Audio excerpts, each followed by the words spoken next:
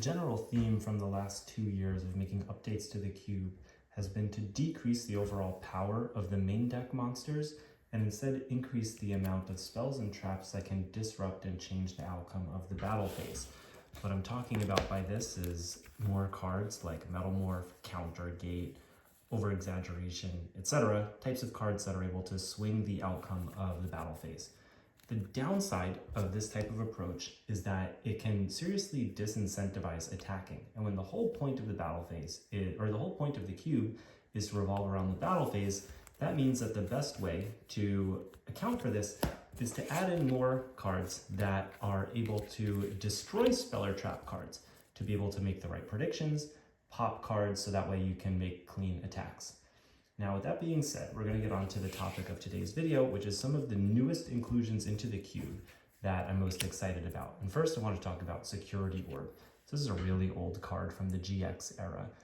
It can change the battle position of a monster, but the cool thing is that if it's targeted while face down and destroyed by a spell or trap, this card gets to destroy a monster on the field. So it's a really cool way to clap back and destroy, to punish an opponent for making a bad read. So I think the existence of this card makes a lot of the spell and trap destruction effects a little bit riskier overall. Another card that really, kind of plays into this idea of more generic removal that's difficult to follow up or capitalize on would be Final Bringer of the End Times. Being able just to -1 but destroy a card on the opponent's side of the field is really good. We've added Backup Team-In. This is such a cool card, where you can draw cards equal to the number of cards your opponent controls, then place cards from your hand on the bottom of the deck in any order equal to the number of cards you drew. So this is a inherent -1, but it's better if you're losing. If your opponent is up on card advantage on you, you could draw a bunch of cards, sculpt your hand, and then be able to come back into the game. The really cool thing is that this can actually happen twice. This has a graveyard effect that lets you set it back onto the field and use it once again, and then it gets banished. So it's a really cool way to multiple times be able to get exactly the cards you want. This is a new card I'm really excited about. Obviously, these are all new cards. Why am I saying this is a new card? Predaplant Terrapenthes. 2100 defense, one of the strongest defense monsters in the cube main deck. This might actually be the strongest one. If it inflicts battle damage to your opponent, you can place a counter on it that turns at level 1, and then on your turn, you can target any level 2 or level 1 monster and take control of it until the end phase. So it's kind of a cool way to, this one might be a little too strong. It might be a little bit like Donzaluk, where you just never want to attack it for risk of getting your stuff stolen. But, being able to steal something, link it off, it's kind of a cool effect.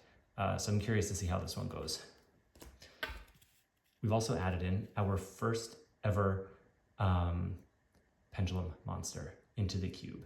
So we removed Exiled Force and instead we put this one in. So this card's monster effect is when you normal summon it, you contribute it, target a monster on the field and destroy it. Same exact thing as Exiled Force.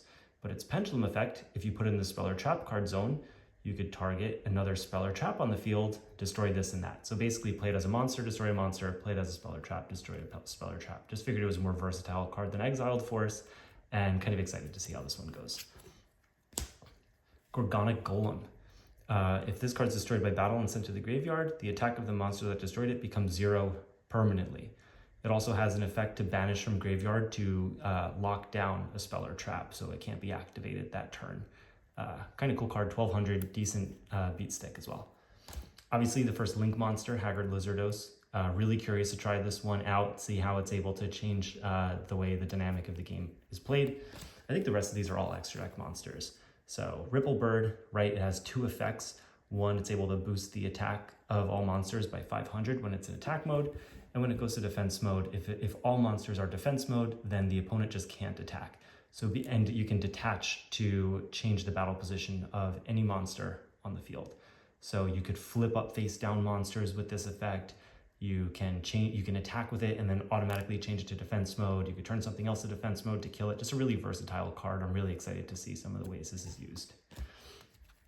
Bamboozling Gossip Shadow, 2600 defense, rank 3. It's able to change a monster's effect to both players draw 1 card. This is one of the only effect negations in the entire cube, so really excited to see ways in which this can be used. I think it's a cool way to if an opponent has a really strong monster, you could put this in defense mode, probably wall off. If they try to use that effect, you can just draw cards, get back into the game. I think it's a cool way to slow games down a little bit. All right, Crystron Eleskeletus. This is basically the Supremacy Sun at home.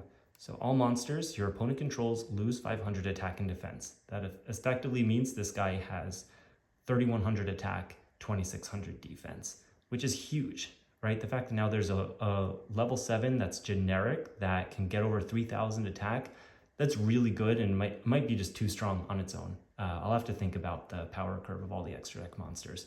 But the thing that makes this great, if this synchro summoned card is destroyed by battle or card effect, you can special summon one Crystron monster from your graveyard or banishment.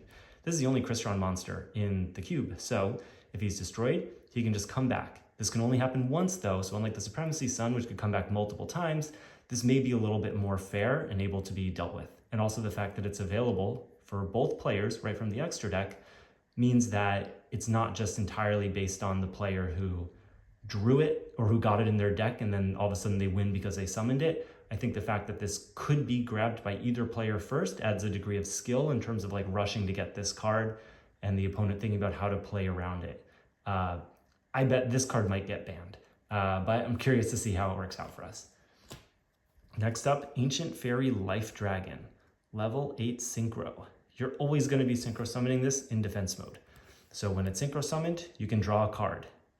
Then there's a bunch of text you don't need to say, but that says your Ancient Fairy Dragon or monsters that mention it can attack while in face-up defense position, and you apply their defense for damage calculation. So it's a 3,300 defense monster, so you can just synchro summon it in defense mode, draw a card, and now it has 3,300 attack, and you can just attack like that. What makes this kind of cool and balanced is that Red Dragon Archfiend is a perfect out to this card. Red Dragon Archfiend has a 3,000 attack, but if it attacks it when it's in defense mode, it'll just destroy this and Red Dragon Archfiend will live. So I feel like it's kind of cool having that counterplay directly in the extra deck. Regardless, I felt like, I don't know, Red Dragon Archfiend sometimes has downsides. Thought Ruler Archfiend, 2,700 may not be strong enough. I like just having a beat stick at every level that you could summon, and this seemed like the best one. I think this was in at one time. I decided to put it back in. It just feels like such a quintessential cube card. It's sort of like a god card. Like there's a bit of like nostalgia to it. It's a slifer, right? It can draw, it gains attack equal to the number of cards in hand when it's summoned. And then when it's destroyed, you get to bring back all the materials. I just feel like for a level 10 synchro, this is definitely like the type of payoff you want. I think we pulled it out because it never got used, but I'm kind of curious to try this one out again. And then the last card, a level 11 synchro. So previously, I think Star Eater was the only level 11 we had. Maybe Trishula is level 11. Regardless, I think this card is pretty cool. And obviously you want really powerful effects for these high level synchros. This one might actually be stronger than Transcendosaurus Glaciosaurus, but each time the opponent activates a card, you gain 3,000 life points, or 300 life points whenever Solomon got 3,000. You gain 300 life points whenever the opponent activates a card or effect. And then during your opponent's turn at quick effect speed, you could pay 1,500 life points to tribute this card from the field to destroy all face-up monsters they control or destroy all face-up spells and traps they control. So you summon it, the opponent activates a bunch of cards to try to get over it, you gain a bunch of life points, they go to attack it, you tribute this guy off by paying 1,500 life points, and you blow up their board.